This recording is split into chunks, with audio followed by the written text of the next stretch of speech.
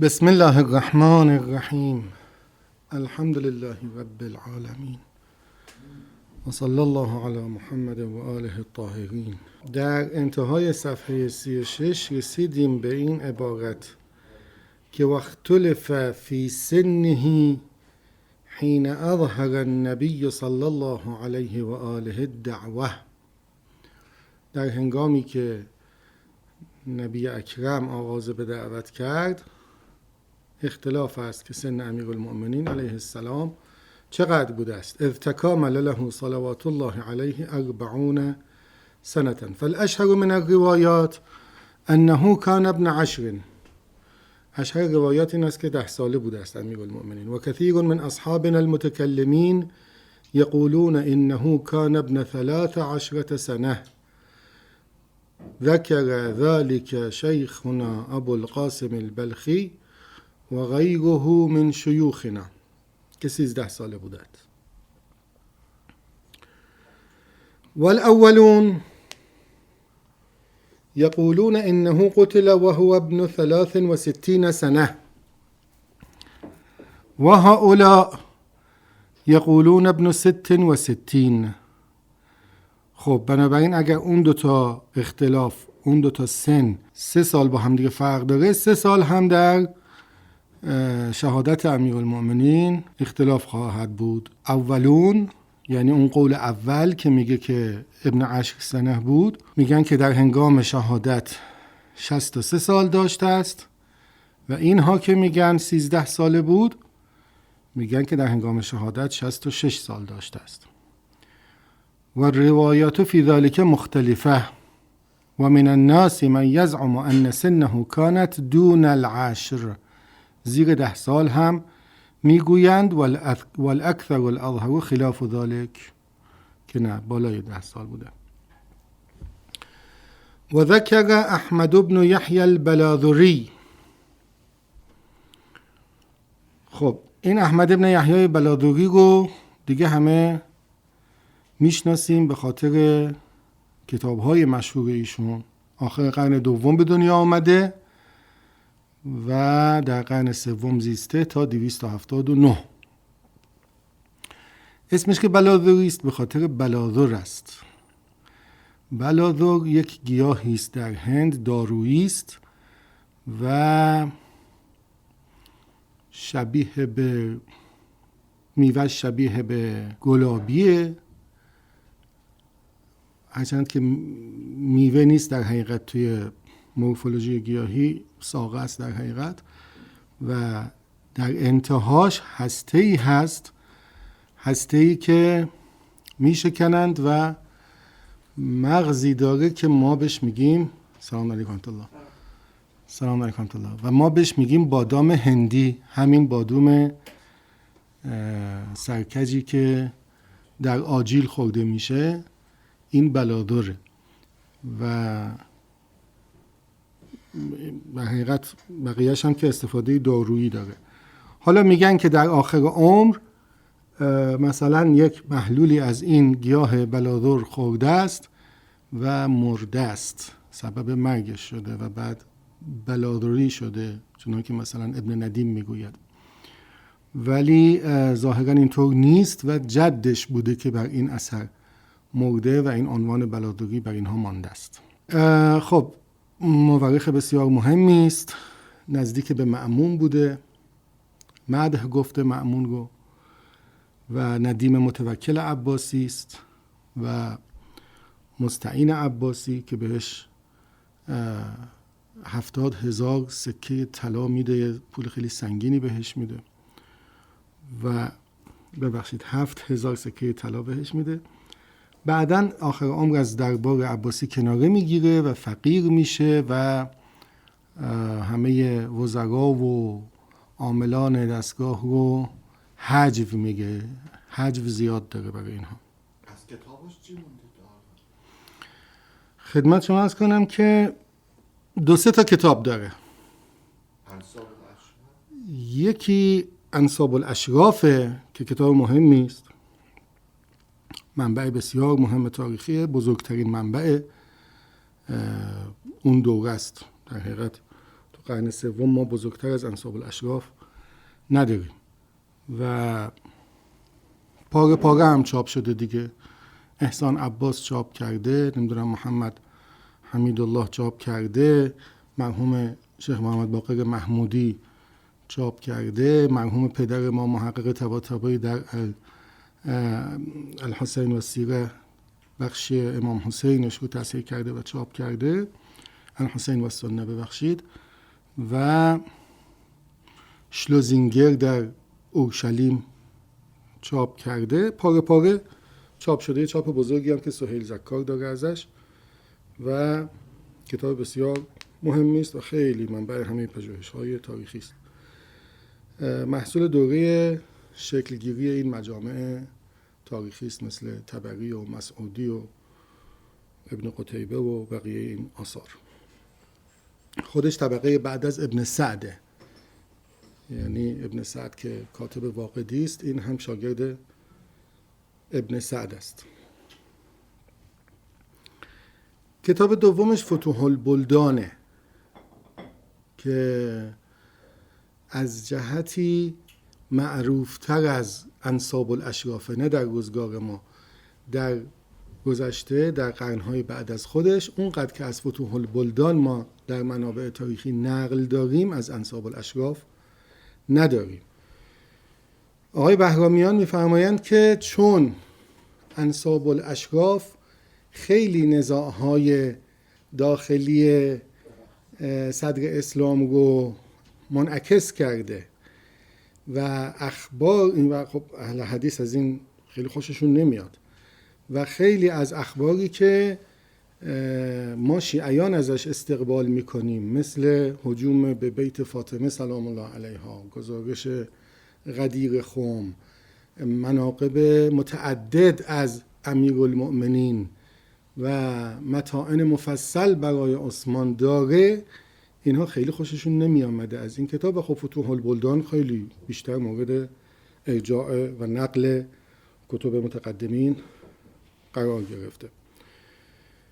این فتوح البلدان رو اولین بار دخویه در 1800 چند تصحیح میکنه، خیلی مرتب با مقدمه مفصل به زبان لاتین و چاپ میکنه در لیدن و بعدش فیلیپ خوری هتی که شخصیت مشهوری است در دانشگاه هاروارد و پرینستون بوده، خصوصا توی مسئله فلسطین و اسرائیل از مخالفین تأسیس حکومت اسرائیل، دولت اسرائیل بوده، از این جهت مشهوره. ترجمه میکنه به انگلیسی، چاپ میشه، بعداً به آلمانی ترجمه میشه و چاپ میشه و بعد هم در قاهره جناب صلاح الدین منجد چاپ میکنه. یه بخشیش که مربوط به ایران هست، یعنی فتوح نهاوند و همدان و آذربایجان و اینها رو مرحوم آذرتاش آذرنوش به فارسی ترجمه میکنه و چاپ میکنه تو دهه 40. فکر میکنم جزو همون مجموعه بنیاد فرهنگ بوده در اون دوره. و چون آقای اولش مقدمه داره، آقای کیه وزیر فرهنگ بود؟ آقای ناطل خانلری. و یه چیزی هم داره آخرش، یه چند صفحه‌ای اصطلاحات کتاب فتوح البلدان رو هم خیلی محققانه و زیبا توضیح داده، یعنی اون پیوستی که کتاب داره به درد بخوره، یعنی عالمانه کار کرده آقای آذرنوش. و ظاهراً یه کاری هم کرده آقای آذرنوش، این چاپ ها رو خوب گزارش کرده، مقایسه شون رو، که ظاهراً صلاح الدین منجد اصلاً کار جدی روی کتاب نکرده، در حقیقت همون متن دخویه رو گرفته، با هیچ نسخه خطی هم مقابله نکرده، غلطنامه‌ای که آخرش چاپ شده بوده رو اعمال کرده، چند تا اشتباهش هم مثلا اصلاح کرده، یه سری نمیدونم پاورقی هم حذف کرده. تقریبا میشه گفت همچنان چاپ دخویه معتبرترین و بهترین چاپ کتاب هست. خب این فتوح البلدان گفتم مشهورتر از انساب الاشراف نزد متقدمین و نقل ازش خیلی بیشتره. مسعودی هم میگه که اینجا نوشتم اوایل کتاب که منابع تاریخیش رو ذکر میکنه میگه کتاب التاریخ لاحمد ابن یحیی البلاذری. کتاب التاریخ یعنی همون انساب الاشراف. و کتابه ایضا فی البلدان و فتوحها صلحا و عنوة. و بعد آخرش میگه که ولا نعلم فی فتوح البلدان احسن منه. البته یه چیزی هم دیدم که نه طبری و نه ابوالفرج در مقاتل طالبین هیچی از فتوح البلدان نقل نکردم، با اینکه درباره آل ابی طالب و اهل بیت علیهم السلام مطلب مفصل داره. این که گفتم 2-3 تا کتاب، و اینکه این 2 تا کتابو داره به اضافه یه دونه عهد اردشیر که در حقیقت یه متن پهلوی است که بلادری از پهلوی به عربی ترجمهش کرده و برای همین احتمال میدن که ایرانی باشه، چون هم در ذکر اسمش نسبش رو بالا نمیبرن و هم خب فارسی بلد بوده و احتمال میدن که عرب نباشه و ایرانی باشه، یا عربی است که پهلوی میداند. و این خب کتابی است درباره اردشیر بابکان که مؤسس سلسله ساسانیانه. این عهد اردشیر رو توی تجارب الامم و یک جای دیگه آقای دکتر احسان عباس نقل هایی که ازش هست رو جمع کرد و جداگانه چاپ کرد. بعداً اون باز به فارسی ترجمه شد، یعنی این کتاب هست از بلادری، اینطور نیست که اصلا نباشه، با اون کتاب چاپ شده. اونم همون دوره دهه 40 که گفتم بهتون. و این عهد اردشیر غیر از اون کارنامه اردشیر بابکانه. کارنامه اردشیر بابکان کتاب تاریخی افسانه‌ایه درباره اردشیر و 2 تا فرزندانشه که چه کار کردن و جنبه تاریخی داره. عهد اردشیر اندرزنامه است، پندنامه است که اردشیر داره به پادشاهان بعد از خودش نصیحت هایی میکنه در اداره ملک خودش. این هم یک اثر حالا سومی برای بلادری. و علی ابن الحسین الاصفهانی. علی ابن حسین اصفهانی همون ابوالفرج صاحب اغانی و مقاتل الطالبین که از ادبا و مورخان بزرگ قرن 4، قرن 3 و 4. و خب اینها چی گفتن؟ ان قریشا اصابتها ازمتون. توی پرانتز بگم خدا رحمت کنه آقای جعفری رو، شیخ محمد تقی جعفری علامه، بسیار شخصیت نازنینی بود. یعنی فارغ از حالا دانشش و آثار علمیش و که خب آثار ایشون هم در لابلاش مطالب ارزشمند زیادی هست، خود شخصیت ایشون بسیار دوست داشتنی بود. بسیار یک شخصیت شفاف، بی‌نقاب، زلال، روستایی طور، یعنی خیلی بی تکلف داشت. به قول اخوان میگه من روستاییم، نفسم پاک و راستین، باور نمی کنم که تو باور نمی کنی. یه همچین حالتی داشتیشون، خدا رحمتش کنه. من یه وقتی در منزل ایشون بودیم در تهران، ازشون پرسیدم که تصحیح‌های چاپای مثنوی کدوم بهتره. خودشون شارح مثنوی بود دیگه. ایشون گفت که کلاله خاور، یعنی مثنوی رمضانی بهتر. بعد توضیح داد که نیکلسون خیلی زحمت کشیده، خیلی کار کرده، تتبع کرده، دانشمنده، هیچ ربطی به رمضانی نداره.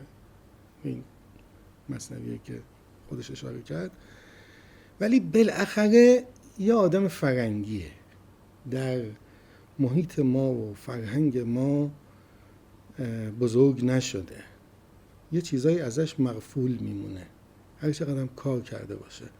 من مثال زد از یه کلمه‌ای که حالا زشته بگم نمیگم، میگفت که این کلمه رو مونده بوده این چی بخونه، که مثلا زیده خونده میشه، ژیده خونده میشه، چیه این کلمه؟ و مثلا زیده رو انتخاب کرده بود برای اینکه بعد حالا دنبال وجهش میگرده که معنیش چیه، از کجا اومده، چه جوریه، کتابا رو بالا پایین کرده که این زیده رو درست کنه، در حالی که خب هر کدوم از ما تا کلمه رو میبینه میفهمه چیه و این به خاطر بیگانه بودنشه. حکم ایشون حکم کلی نیست. بالاخره ممکنه که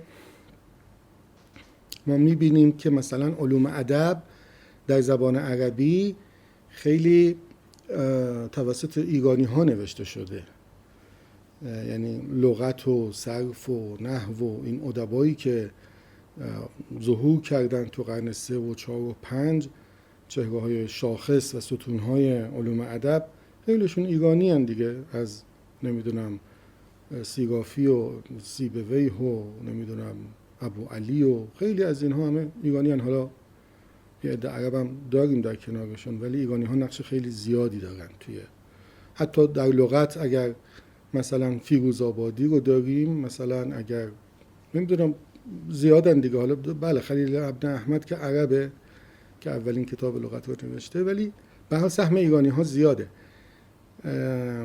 شاید اشکالی بشه توش از جهت حرف آقای جعفری پیدا کرد، ولی بالاخره اینها عالم بودن به معنا که خب زیستن. مثلا همین فیروزآبادی در میان عرب‌های بادیه بسیار گشت و زیست و رفت و نوشت و ثبت کرد و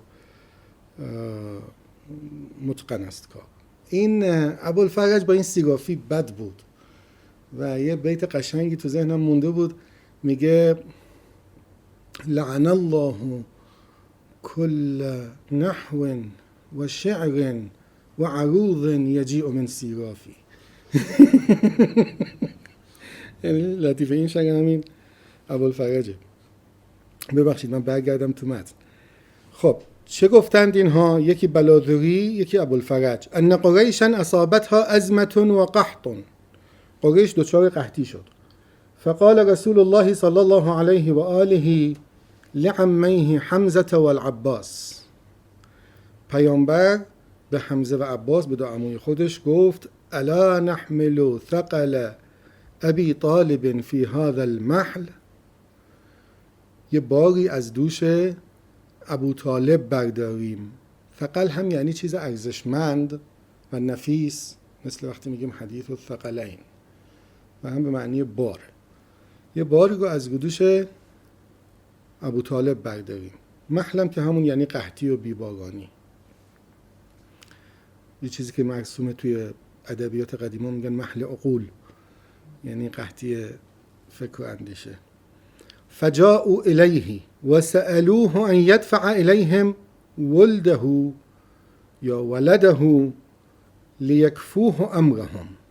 آمدن پیش حضرت ابو طالب و ازش خواستند که فرزندانش رو به او بدهد. فصیح‌تر اینه که بخونیم ولده. توی تصحیح جناب آقای محمد ابوالفضل ابراهیم هم ولده یه لام یه فتحه گذاشته، چون ولد هم بر مفرد اطلاق می شود و هم بر جمع، و اینجا میتونه فرزندان ابو طالب معنا بده. مثلا میگن الحسین علیه السلام ولد فاطمه، یا میگیم نحن مثلا ما سادات ولد فاطمه، یعنی ما فرزندان فاطمه هستیم. هر دو ولد استفاده میشه. لیکفوه امرهم، تا کفایتش کنند، یعنی ابو طالب را، امرهم یعنی امر این فرزندان را، یه باری از دوشش بردارن. ابو طالب چه گفت؟ فقال دعوا لی عقیلا و خذوا من شئتم و کان شدید الحب لعقیل. گفت عقیل رو بر من بذارید، هر کی خواستید بردارید ببرید، چون عقیل را بسیار دوست می داشت. فاخذ العباس طالبا و اخذ حمزه جعفرا و اخذ محمد صلی الله علیه و آله علیا و قال لهم قد اخترت من اختاره الله لی علیکم علیا. من علی را که خداوند برای من انتخاب کرده است برداشتم. این داستان رو بسیاری از مورخین قبول ندارن، میگن این جعلی است و چه قحطی قریش باش برخورد کرده. اونم ابو طالب که بزرگ قریشه بیچیز شده و بقیه شون دارن میرن بزرگشون رو پشتیبانی بکنن. ظاهرا به خاطر این که یعنی مرحوم عاشق محمد رضای جعفری رحمت الله علیه، من از زبون ایشون شنیدم، میگفتن به خاطر این که این علاقه‌ای که پیامبر به علی داشت و رفت علی رو از ابو طالب گرفت و پیش خودش نگه داشت رو میخوان یه وجهی براش بسازن. یه داستانی ساختن که همه بچه‌های ابو طالب پیش بقیه مثلا بزرگ شدن، خب چرا این کارو بکنه، خب قحطی بوده مثلا پول نداشته نون اینا رو بده.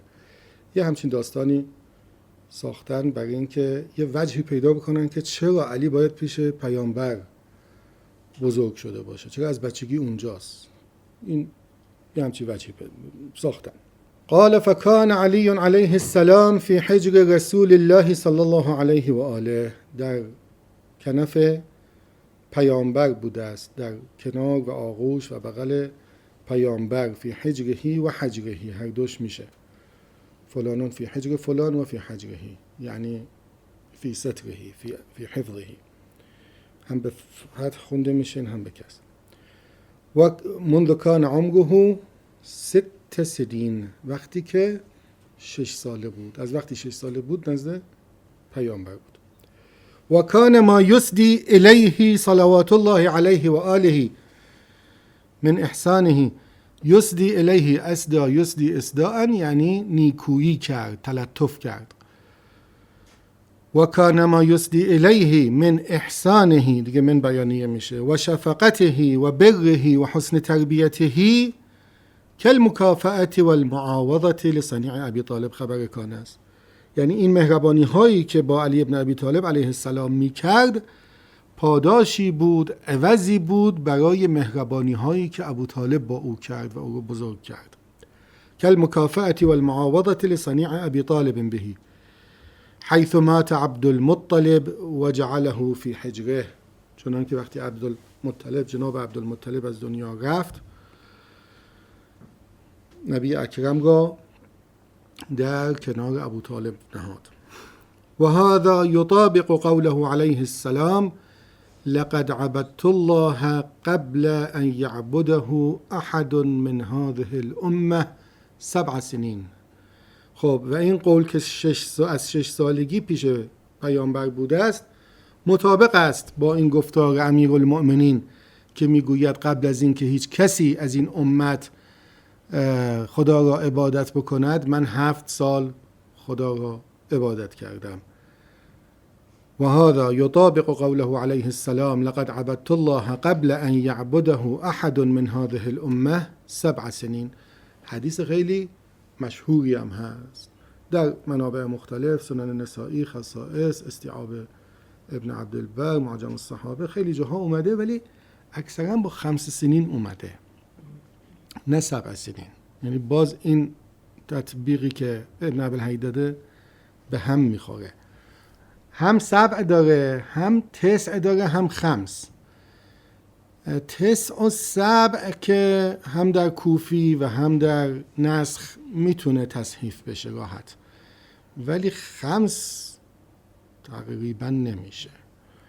و خب 5 هم که زیاده. حتی خود ابن عبدالحدید هم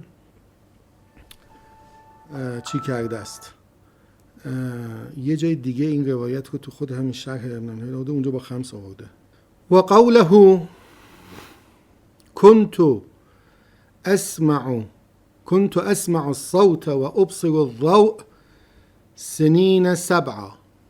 یک عبارت دیگه هم داریم که بازم این مطابقت میکنه با این قول و با این قول مطابق میشود که من صدا را میشنیدم و نور را میدیدم 7 سال و رسول الله صلی الله علیه و آله حینئذ صامت ما اذن له فی الانذار و التبلیغ. این هم چیز این فضیلت هم مشابه دارش منابع، یعنی نه خیلی فضیلت این اگه بود خیلی این خیلی عالیه، ولی مهمه اگر که تو کتب روایی نیست توی چیز هست، توی نهج البلاغه هست که امیرالمؤمنین در خطبه قاصعه میگه نبی اکرم به من گفت انت تسمع ما اسمع و ترى ما ارى الا انك لست بنبی.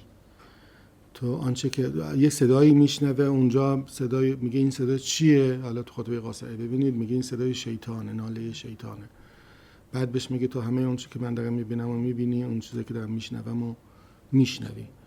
و این خب خیلی مهمه، یعنی اساساً چه درجه است برای امیرالمؤمنین که اینقدر آمیخته با نبوته که داره آنچه که پیامبر میبینه، فرشته وحی میگه نور رو میدیدم مثلا. خب خیلی مهمه این. و یه همچین شخصیتی رو مثلا رها کنن خیلی عجیبه که اینقدر از بچگی با پیامبر بوده، پیامبر غار حرا میرفته، امیرالمؤمنین میرفته میامده، چه میدونم، و با او بزرگ شده و در وحی حاضر بوده، ناظر بوده. خیلی مهمه. جالبه این اولین حدیث برای اینو آورده به اون سنی. آره. خب چون میگم حتی میخونه با اون عبارت توی خود نهج البلاغه. خیلی خسرانه، یعنی برداشتیم مهره رنگین را، بگذاشتیم لؤلؤ لالا را، پروین اعتصامی میگه. یه همچه شخصیتی رو رها کردن. وذلك لأنه إذا كان عمره يوم إظهار الدعوة 13 سنة وتسليمه إلى رسول الله صلى الله عليه وآله من أبيه وهو ابن 6 فقد صح أنه كان يعبد الله قبل الناس بأجمعهم 7 سنين. اگر 6 ساله نزد پیامبر رفته باشد و در اظهار دعوت پیامبر 13 ساله بوده باشد، میتونه 7 سال پیش از این با پیامبر باشد و عبادت کند. خب و ابن 6 تصح، اینجا یه دفع دخل مقدری دارد که حالا اصلا این چه حدیثی است دیگه؟ مگر بچه 6 ساله اگه 6 ساله رفته باشه که نمیتونه نماز بخونه، نمیتونه عبادت بکنه که بچه 6 ساله. بنابراین وقتی که 6 ساله اگه رفته باشه پیش پیامبر، باید یه مدتی گذشته باشد، بعداً 7 سال عبادت کرده باشد تا بزرگ شده باشه. ابن عبدالحید میگه نه، میتونه. و ابن 6 تصح منه العباده اذا كان ذا تمييز، میتونه متميز بشه. على ان عبادة مثله هي التعظيم والاجلال وخشوع القلب واستخضاء الجوارح. استخضاء یعنی فروتنی و تسلیم و انقیاد. اذا شاهد شيئا من جلال الله سبحانه و آیاته الباهره، اگر آیات الهی را ببیند، یه خشوعی در قلب او حاصل میشه، یه خضوعی در جوارح او حاصل میشه و این خودش عبادتی است. من جلال الله سبحانه و آیاته الباهره یعنی آیات درخشان. منظر باهر یعنی خیلی منظر پر رونق، خیلی خوب. یا میگن مستقبل باهر یعنی آینده درخشان، له مستقبل باهر. خب و مثل هذا موجود فی الصبیان، و مثل این هم که در بچه ها هست. اولا که مثل این بعد در بچه ها هست، حتی اگه نبود هم من میپذیرفتم شخصا، چون خود امیرالمؤمنین یه شخصیت عادی نیست در سن بالا، یعنی یه شخصیت خیلی ویژه است، کاملا حکیم، داره حکمت میگه، یک دلاور جنگنده است، یک عابد و زاهده، یک شخصیت خاصیه. میتونه بچگیش هم یه مقداری متفاوت باشه. حالا که ابن عبدالحید میگه که اصلا و مثل هذا موجود فی الصبیان. و قتل علیه السلام لیلة الجمعة ل13 بقین من شهر رمضان سنة 40 فی روایت ابی عبد الرحمن السلمی. امیرالمؤمنین مقتول گشت علیه السلام در شب جمعه 13 روز از رمضان مانده است، در سال 40، در روایت ابو عبدالرحمن سلمی.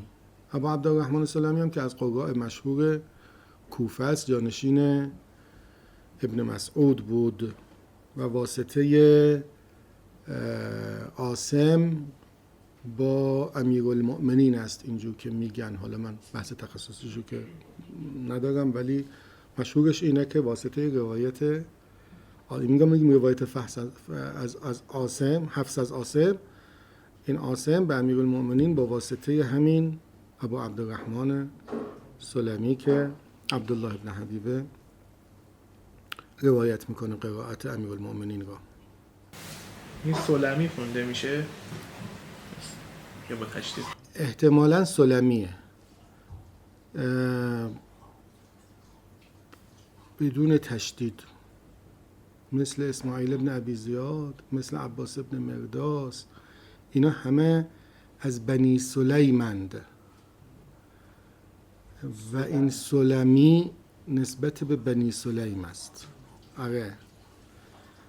و این غیر از اون ابو عبدالرحمن سلمی صاحب طبقات صوفی قرن 4 ها، اون که خیلی متأخره، اونم اسمش ابو عبدالرحمن سلمیه، اون اسمش محمد ابن حسینه. و هي الرواية المشهورة وفي رواية أبي مخنف أنها كانت ل11 ليلة بقين من شهر رمضان، 11 روز از ماه رمضان مانده، میشه 19ام.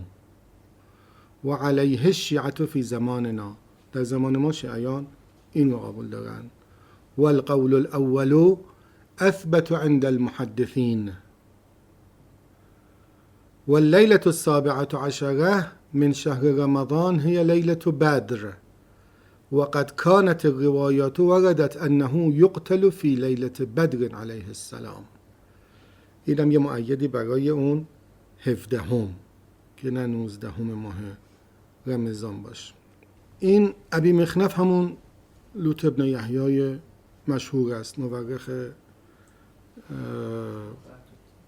بله، هم سفین داره، جمل داره، کتابای متعدد داره، سقیفه داره و مقتل امام حسین علیه السلام رو داره و شخصیت مهمیه به خاطر اینکه روایاتش دیگه منبع طبری میشه، منبع مسعودی میشه، منبع انساب الاشراف میشه، منبع ارشاد شیخ مفید میشه. تو همه از این روایت ازش کتابی تقریبا نمونده و اون پاره هایی که از بقعت الطف نقل شده که اون هم به نقل از بحث داره دیگه.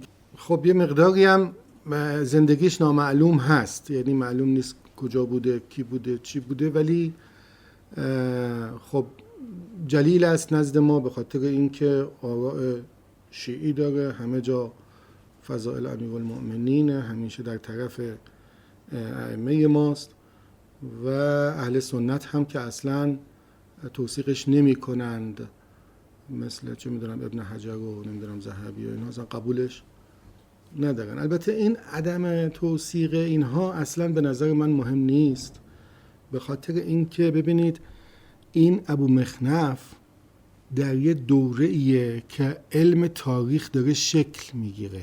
ما تو دوره بنی امیه اصلا تاریخ به این معنا نداریم. تو دوره بنی امیه تنها چیزی که هست سیره پیامبره. سیره پیامبر رو کیا نقل میکنن؟ اصحاب نقل میکنن، تابعین نقل میکنن، کسانی که دارن روایات پیامبر رو نقل میکنن افعال پیامبر رو هم نقل میکنن.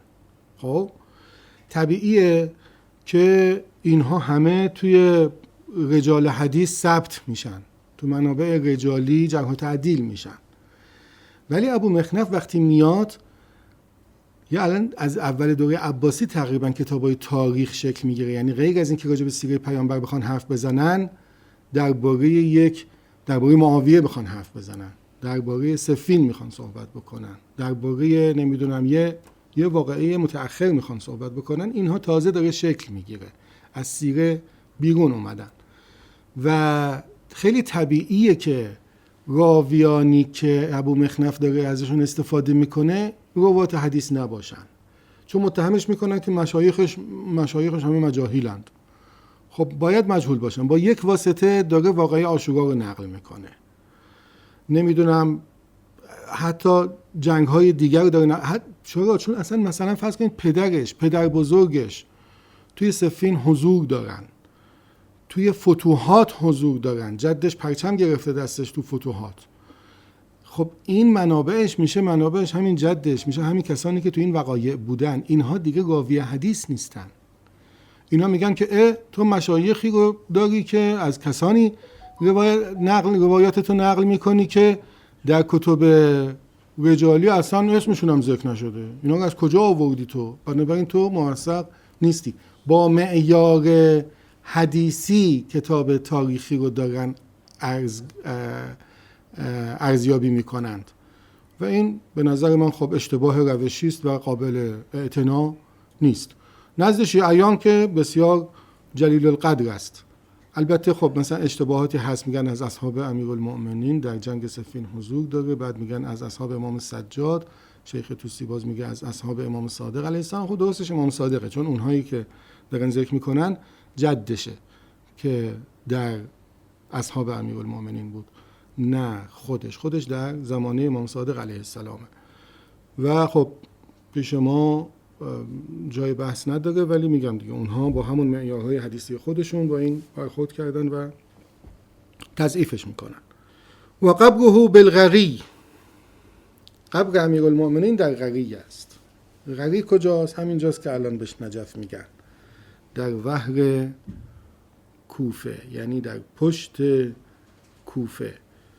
خب وهر کوفه جایی است که گورستان بزرگ وادی السلام بوده است، چون وادی السلام گورستان بسیار قدیمی قبل از اسلامی است و اونجا این گورستان هست. و من نمیدونم این غری به این غریانی که در اونجا بوده احتمالاً ارتباط داشته باشه.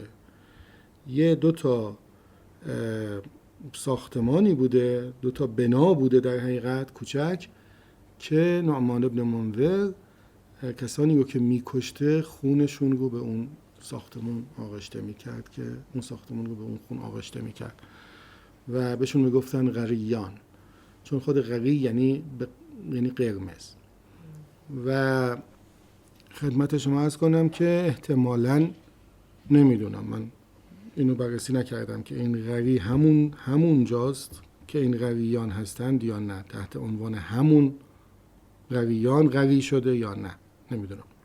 به هر حال منطقه معلومه که غری که میگن منظور همین نجف فعلی است. و قبره بالغری و ما يدعيه اصحاب الحديث من الاختلاف في قبره و انه حمل الى المدینه. میگن که اصلا امیرالمؤمنین رو جنازه‌شو بردن مدینه دفن کردند. او انه دفن فی رحبة الجامع، در اون فضای خالی جلوی جامع کوفه، چون رحبه یعنی جای خالی، فضایی که در شهر هست بین ساختمون و فاصله میفته بهش میگن رحبه. انه دفن فی رحبة الجامع او عند باب قصر الاماره او ند البعیر الذي حمل عليه فاخذته الاعراب. اینکه شطوری که جنازه رو داشت میبرد رم کرد، رفت، نفهمیدیم جنازه رو کجا برد، بیابان نشین ها گرفتند و جنازه رو یه جایی دفن کردند. باطل كله لا حقیقت له، همش حرف بیهوده است و بی اساس. و اولاده اعرف بقبره و اولاد کل الناس اعرف بقبور آبائهم من الاجانب. فرزندان هر کسی از دیگران بهتر قبر پدرانشان را میشناسند. و هذا القبر الذي زاره بنوه لما قدموا العراق. و فرزندانش به همین قبر که در غریست آمدند و زیارت کردند وقتی که به عراق آمدند. منهم جعفر بن محمد علیه السلام و غیره من اکابرهم و اعیانهم. به هر حال اینا، حالا اینکه اینها کیا دارن میگن، ظاهرا یه وقتی حجاج ابن یوسف میخواسته که جنازه امیرالمؤمنین رو از قبر بیرون بیاره و یه عده‌ای همه این اقوال رو بهش گفتن. یعنی یکی گفته نه اصلا مدینه بردن دفنش کردند، یکی گفته نه اصلا معلوم نیست کجاست، شطوره رم کرد، یه جوری میخواستن منصرفش بکنند از اینکه یه همچین اقدامی بکنن. نمیدونم دیگه، اینجا که هیچی نگفته، گفته اینا یه مش اباطیله. و روى ابو الفرج فی مقاتل یه چیزم هست ابن جوزی میگه لو علمت رافضه قبر من هذا لرجمته. میگه اگر که این شیعیان بدونن که این قبری که میرن امیرالمومنین زیارت میکنن قبر کیه، اینو سنگباران میکردن، چون این قبر مغیرة ابن شعبه است. خدا کاری کرد که این شیعیان فکر کنن قبر امیرالمومنین اینجاست که بیان مرده هاشون رو، همین عبارت میگه که میان مرده هاشون رو اینجا دفن میکنن کنار او، تا اینکه خدا این کار کرده تا اینکه نه در دنیا با او باشند و نه در آخرت. اینو ابن جوزی ملعون میگه.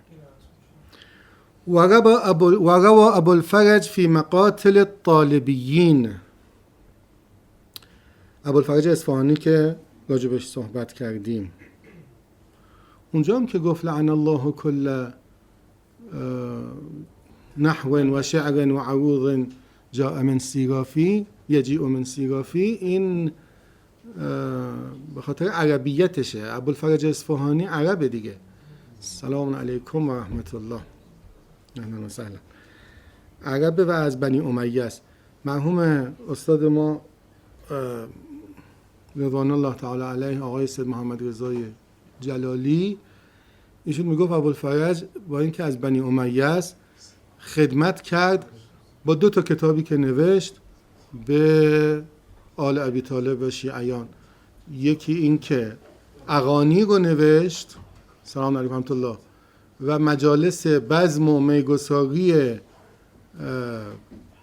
دشمنان اهل بیت رو تصویر کشید و مقاتل طالبیین رو نوشت و آنچه که از بلاها بر سر آل ابی طالب آوردند رو گزارش کرد. خب خودش و خانوادهش و همه متهم به تشیع هم هستند، بنی امیه‌ای که شیعه شده اند. و روى ابو الفرج في مقاتل الطالبيين باسناد ذكره هناك ان الحسين عليه السلام لما سئل اين دفنتم امير المؤمنين قال فقال خرجنا به ليلا من منزله بالكوفه.